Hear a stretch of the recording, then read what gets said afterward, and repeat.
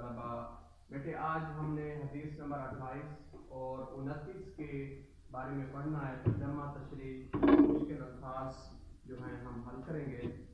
تو سب سے پہلے حدیث نمبر 28 کا ہم ترجمہ کرتے ہیں۔ ان ابی نجیح الارباز ابن ساریہ رضی اللہ عنہما، حضرت ابو نجیح ارباز بن ساریہ رضی اللہ تعالی عنہ بیان کرتے ہیں، اعلیٰ انہوں نے فرمایا وَآذَنَ رسول اللہ صلی اللہ علیہ وسلم موعظۃً، کہ حضور صلی اللہ علیہ وآلہ وسلم نے ہمیں ایک ایسا درس دیا، ایک ایسا واعظ فرمایا، واجلت منہ القلوب، جس سے ہمارے دل دہل گئے، وَذَرَفَتْ مِنْهُ الْعُيُونُ، اور ہماری آنکھیں بہہ پڑی، یعنی ہم رونے لگے۔ فَقُلْنَا یا رسول اللہ كَأَنَّهَا مَوْعِظَةٌ مُوَدِّعٌ، تو ہم نے عرض کی یا رسول اللہ ایسے معلوم ہوتا ہے کہ یہ الوداعی درس ہے، فَأَوْصِنَا، ہمیں وصیت ضرور کریں، ہمیں ضرور نصیحت کریں۔ قَالَ أُوصِيكُمْ، حضور نے ارشاد فرمایا کہ میں تمہیں نصیحت کرتا ہوں بتقوی اللہ، اللہ تعالیٰ سے ڈرنے کی، تقوی اختیار کرنے کی، والسمع، اور اچھی طرح سننے کی، والطاعت، اور اطاعت کرنے کی، وَإِن تَأَمَّرَ عَلَيْكُمْ عَبْدٌ، اگر تم پر ایک حبشی غلام ہی حکمران کیوں نہ ہو، فَإِنَّهُ مَن يَعِشْ مِنكُمْ بَعْدِي، جو بے شک زندہ رہے تم میں سے میرے بعد، فَسَيَرَىٰ اخْتِلَافًا كَثِيرًا، پس وہ ان قریب بہت زیادہ اختلاف، فتنہ اور فساد کو پائے گا۔ فَعَلَيْكُمْ بِسُنَّتِي، تو ان حالات میں تم پر لازم ہوگا کہ میری سنت کی پیروی کرو، وَسُنَّتِ الْخُلَفَاءِ الرَّاشِدِينَ، اور میرے خلفاء راشدین کی سنت پر پیروی کرنا، المہدیین، جو ہدایت یافتہ ہیں، عضوا علیہا بالنواجذ، اور تھام لو، پکڑ لو میرے طریقے کو داڑھوں سے، وَإِيَّاكُمْ، اور بچ جاؤ، وَمُحْدَثَاتِ الْأُمُورِ، نئی نئی باتوں سے، فَإِن كُلَّ بِدْعَةٍ ضَلَالَةٌ، بے شک ہر نئی بات جو ہے وہ گمراہی ہے۔ تو بیٹا یہ حدیث کا ترجمہ ہو گیا۔ اب اس حدیث میں ہمیں 3 باتوں کا حکم ملا ہے۔ پہلے نمبر پر اطاعت امیر، حضور صلی اللہ علیہ وآلہ وسلم نے حدیث مبارکہ میں واضح طور پر فرمایا کہ میرے بعد اگر کوئی حبشی غلام بھی تمہارا حکمران ہو، میرے بعد جو زندہ رہنے والے جو بھی ہوں تم میں سے، ان کو چاہیے کہ اگر کوئی حبشی غلام بھی تمہارا حکمران ہو تو اس کی پیروی کرو، جب تک وہ تمہیں اللہ اور رسول کے مطابق چلائے، یعنی کوئی نافرمانی اللہ اور اس کے رسول کی، اس کے حکم میں نہ پائی جائے، اس کی اطاعت کرنا تم پر فرض ہے، تم پر لازم ہے۔ جیسا کہ قرآن مجید میں بھی اس کی تائید ہے، اے ایمان والو تابعداری کرو اللہ کی اور رسول کی، وَأُولِي الْأَمْرِ مِنْكُمْ، اور تم میں سے جو حکمران لوگ ہیں ان کی بھی تابعداری تم پر فرض ہے۔ دوسرے نمبر پر اس حدیث میں جو بیان ہوا وہ تقوی ہے، یعنی پرہیزگاری اختیار کرنا۔ تقوی کسے کہا جاتا ہے؟ تقوی یعنی پرہیزگاری اصطلاح شریعت میں تقوی دل کی وہ کیفیت جو انسان کو گناہوں سے روکتی ہے اور نیکیوں پر رغبت دلاتی ہے، ایسی قوت، ایسی کیفیت، ایسی طاقت کا نام تقوی ہے۔ اطاعت امیر، تو اس میں دوبارہ وہی اطاعت امیر والی بات آ جاتی ہے کہ جس میں کہ دل میں اللہ کا خوف ہے، پیارے رسول صلی اللہ علیہ وآلہ وسلم کی اطاعت اور محبت ہے، تو وہ اللہ تعالیٰ کو حاکم مانتا ہے، اللہ تعالیٰ کی پیروی کرے گا، پیارے مصطفیٰ کو اپنا نبی مانتا ہے، اس کی پیروی کرے گا، اور اس کے بعد جو حکمران ہیں، حکمران طبقہ جو ہے، اگر وہ اللہ اور اس کے رسول کی اطاعت کا حکم دیتے ہیں تو ان کی پیروی جو ہے وہ لازم ہے۔ حدیث پاک میں ارشاد فرمایا خالق کی نافرمانی میں کسی مخلوق کی اطاعت نہ کی جائے. لا معصیت لا طاعت لمعصیت المخلوق.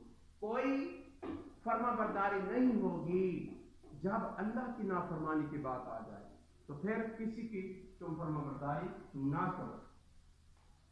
سنت خلفاء راشدین. حضور صلی اللہ علیہ وآلہ وسلم نے اس حدیث میں ہمیں یہ بھی ارشاد فرمایا کہ تم پر لازم ہے کہ تم میرے طریقے کی تابعداری کرو اور میرے جو خلفاء ہوں گے یعنی حضرت ابوبکر صدیق ہے, حضرت عمر فاروق, حضرت عثمان غنی, حضرت علی المرتضیٰ کرم اللہ وجہ الکریم, یہ میرے خلفاء ہیں تو ان کے طریقہ کی تابعداری کرنا تم پر لازم ہوگا. تو یہ حدیث نمبر 28 کی تشریح ہے. تو بیٹا اب ہم حدیث نمبر 29 کا جو ٹیکسٹ ہے اس کا ہم ترجمہ کریں گے. ان معاذ بن جبل رضی اللہ عنہ, حضرت معاذ بن جبل بیان کرتے ہیں, قالا فرمایا قلت یا رسول اللہ, میں نے عرض کی اے اللہ کے رسول, اخبرنی بعمل یدخلنی الجنۃ, اے اللہ کے رسول مجھے خبر دیں ایک ایسی کام کی جو مجھے جنت میں پہنچا دے. وَيُبَاعِدْنِي عَنِ النَّارِ, اور دوزخ سے مجھے بچا دے. قَالَ لَقَدْ سَأَلْتَ عَنْ عَظِيمٍ, تو حضور نے بڑے خوشی کے ساتھ تائید فرمائی اور شاباش دی کہ اے معاذ بن جبل بہت بڑے سوال کو تم نے کر لیا ہے. وَإِنَّهُ يَسِيرٌ, اور یہ آسان بات ہے, عَلَى مَنْ سَهَلَ اللَّهُ تَعَالَى, اس پر جس پر اللہ تعالیٰ آسان کر دے. تعبد اللہ ولا تشرک به شیئا, پہلی بات کہ اللہ کی تابعداری کرو, اللہ کی عبادت کرو, اللہ کی بندگی کرو اور اللہ تعالیٰ کے ساتھ کسی کو شریک نہ ٹھہراؤ. دوسری بات وَتُقِيمُ الصَّلَاةَ, نماز کو قائم کرو. وَتُؤْتِ الزَّكَاةَ, اور زکوٰۃ کو ادا کرو. وَتَصُومُ رَمَضَانَ, رمضان کے روزے رکھو. وَتَحُجُّ الْبَيْتَ, اور اللہ کے گھر کا حج کرو. ثم قال, پھر فرمایا الا ادلک علی ابواب الخیر, کیا میں تمہیں بھلائی کے دروازوں کی رہنمائی نہ کر دوں. الصوم جنۃ, روزہ ڈھال ہے.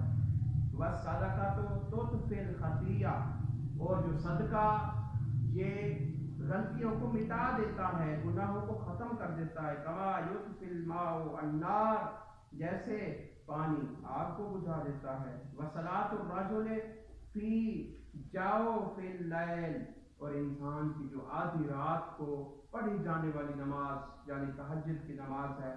ثم تلا, پھر آپ نے تلاوت فرمایا تتجافی جنوبہم عن المضاجع, دور رہتے ہیں پہلو ان کے بستروں سے, یعنی جو تہجد گزار ہیں, رات کو قیام رکوع سجود تلاوت کرنے والے لوگ ہیں, ان کے اللہ تعالیٰ نے یوں تعریف فرمائی حتیٰ بالغ یا ملول, یہاں تک کہ آپ اس آیت کے آخر میں یعنی یا ملول تک پہنچے. ثم قال, پھر آپ نے فرمایا الا اخبرک براس الامر وعمودہ, کیا میں تمہیں اصل معاملہ اور اس کے ستون کی بات نہ بتا دوں. وذروۃ سنامہ, اور اس کی کوہان کی جو بلندی ہے چوٹی ہے اس کے بارے میں نہ بتا دوں. قلت بلا, میں نے عرض کی کیوں نہیں یا رسول اللہ. قال, آپ نے فرمایا راس الامر الاسلام, دین کی اصل جو ہے وہ سر تسلیم خم کرنا ہے. وعمودہ الصلاۃ, اور اس کا ستون نماز پڑھنا ہے. وذروۃ سنامہ الجہاد, اور اس کی کوہان کی جو چوٹی ہے وہ جہاد ہے. ثم قال, پھر حضور نے فرمایا الا اخبرک بملاک ذالک کلہ, کیا میں تمہیں اس ساری چیز پر جس کا دار و مدار ہے اس کے بارے میں نہ بتا دوں. قلت, میں نے کہا بلا یا رسول اللہ, کیوں یا رسول اللہ, جی ہاں فرمائیے. فاخذ بلسانہ, تو آپ نے اپنی زبان مبارک کو پکڑا. ثم قال, پھر آپ نے فرمایا کف علیک, روک اپنے پر. ھذا, اس کو. قلت یا نبی اللہ, میں نے عرض کی اے اللہ کے نبی, وَإِنَّا لَمُؤَاخَذُونَ بِمَا نَتَكَلَّمُ بِهِ, اے اللہ کے رسول کیا ہم جو ہم مکالمہ کرتے ہیں، تکلم کرتے ہیں، بات چیت کرتے ہیں، کیا اس پر بھی ہماری پکڑ ہوگی؟ فقالا ساکلت کا اموں کا، آپ نے فرمایا تجھے تیری ماں کھو دے، وَحَلْ يَكُبُّ النَّاسَ فِي النَّارِ عَلَى وُجُوهِهِمْ، کیا نہیں گرائے گی آپ لوگوں کو جہنم میں ان کے چہروں کے بل؟ او قالا، پھر یا آپ نے فرمایا علی مناخرہم، یا آپ نے نتنوں پر، الا حصائد السنتہم، سوائے جو کمائیوں کا نتیجہ ہے زبان کی، یعنی لوگ یا تو جہنم میں ہوں گے، ان کے چہرے جل رہے ہوں گے گناہوں کی وجہ سے، یا ان کی زبانوں کی وجہ سے، یا ان کے ہاتھ کے کرتوتوں کی وجہ سے۔ تو یہ حدیث کا ترجمہ ہے، الفاظ کے معنی یباعدنی، مجھے دور رکھے، مزاج بستر تتجافا، جدا رہتے ہیں، ذروتس کوہان کو کہا جاتا ہے، الخطیہ گناہوں کو کہا جاتا ہے، سنامہی کوہان، جنوبہم پہلو، حسائد ماحسن یعنی کمائیاں۔ تو اس حدیث کا ترجمہ ہم نے پڑھا، تو اس حدیث کی تشریح کیا ہے کہ اسلامی تعلیمات کا اس میں خلاصہ بیان کیا گیا ہے۔ پہلے نمبر پر اس میں شرک کا انکار کیا گیا ہے اور توحید کا اقرار کیا گیا ہے۔ پہلی شرط اس بات کی گواہی دینا ہے کہ اللہ کے سوا کوئی عبادت کے لائق نہیں، اللہ الہ الا اللہ، اللہ کے سوا کوئی عبادت کے لائق نہیں۔ اب یہاں شرک کی نفی ہو گئی اور توحید کا اقرار ہو گیا۔ اس کے بعد جب یہ پڑھ کر انسان دائرہ اسلام میں داخل ہو جاتا ہے تو اس کے بعد اس پر جو احکام لاگو ہوتے ہیں تو وہ نماز، روزہ، زکوٰۃ اور حج۔ نماز، روزہ، زکوٰۃ، حج۔ اس حدیث میں سب سے پہلے شرک کی نفی کر کے توحید کا اقرار کیا گیا، پھر جو اسلام کے بنیادی ارکان ہیں ان کے بارے میں توجہ دلائی گئی، ان کی اہمیت کے بارے میں بتایا گیا کہ نماز کو کبھی ضائع نہ کرو، روزہ الڈھال ہے، زکوٰۃ یعنی جو صدقہ انسان دیتا ہے یہ گناہوں کو مٹا دیتا ہے، اور حج تمام گناہوں کو ختم کر دیتا ہے۔ تو اس میں صدقہ کی فضیلت بیان کی گئی ہے کہ صدقہ ایک ایسی عظیم عبادت ہے کہ جو انسان پر آنے والی مشکلات، انسان پر آنے والی مصیبتوں کو صدقہ ٹال دیتا ہے۔ تو صدقہ کے ساتھ ساتھ نماز تہجد کی فضیلت بیان کی گئی، تتجافا جنوبہم عن المضاجع یدعون ربہم خوفا وطمعا۔ اللہ پاک نے قرآن مجید میں ان لوگوں کی بڑی تعریف فرمائی جو آدھی رات کو یا رات کے کچھ حصے میں بستروں سے دور رہتے ہیں اور اللہ کو یاد کرتے ہیں، یا وہ قیام کرتے ہیں، یا رکوع کرتے ہیں، یا سجود کرتے ہیں، اللہ تعالیٰ کی کسی نہ کسی انداز میں تسبیح و تحلیل کرتے ہیں، یعنی نماز تہجد پڑھنے کی اس حدیث میں بڑی فضیلت بیان کی گئی ہے۔ اور اس حدیث میں چوتھے نمبر پر جہاد کے بارے میں، جہاد کو ذروت اسلام ہی، یعنی اسلام کی جو بلندی ہے وہ جہاد پر منحصر ہے، ذروت اسلام ہی سے تشبیہ دی گئی ہے، یعنی اسلام جو ہے یہ کیسے بلند ہوا، کس طرح مضبوط ہوا، تو اس میں جہاد کا عمل دخل شامل حال رہا ہے۔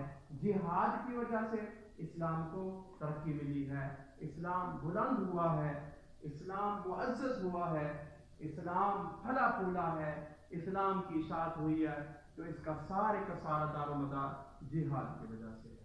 اور آخر میں اس حدیث میں زبان کی حفاظت کے بارے میں یہاں بیان کیا گیا ہے، لَمُؤَاخَذُونَ بِأَلْسِنَتِهِمْ کے الفاظ استعمال ہوئے ہیں۔ حضور نے فرمایا کہ زبان کی وجہ سے لوگ پکڑے جائیں گے، زبان کی وجہ سے، یعنی انسان کو جب بولنا چاہیے تو سوچ سمجھ کر بولنا چاہیے۔ پیارے نبی نے فرمایا دو چیزوں کی ضمانت تم دو، میں تمہیں جنت میں جانے کی ضمانت دیتا ہوں، اور ان میں سے ایک چیز دو جھگڑوں کے درمیان جو ہے، اور دوسری چیز دو ٹانگوں کے درمیان یعنی شرمگاہ ہے۔ تو یہ ایک جامع حدیث ہے جس کے اندر اسلامی تعلیمات کا مکمل خلاصہ بیان کیا گیا ہے۔ شرک کا انکار، توحید کا اقرار، پھر ارکان اسلام نماز، روزہ، زکوٰۃ، حج، صدقہ کی فضیلت، تہجد کی فضیلت، جہاد کی فضیلت، اور آخر میں زبان کی حفاظت پر زور دیا گیا ہے۔ تو امید ہے آپ کو یہ حدیث مبارکہ، حدیث نمبر 29 اور 28 دونوں سمجھ آ گئی ہوں گی۔ تو اس کے جو MCQs ہیں، شارٹ کوئسچن ہیں، وہ کتاب کے آخر میں دیے گئے ہیں، آپ لوگوں نے وہاں سے تیار کرنے ہیں اور ٹیسٹ کی اچھی طرح تیاری کرنی ہے۔ تو انشاءاللہ حدیث نمبر 30 کے ساتھ پھر ملیں گے۔ اللہ تعالیٰ آپ کو سلامت رکھے۔ السلام علیکم ورحمۃ اللہ وبرکاتہ۔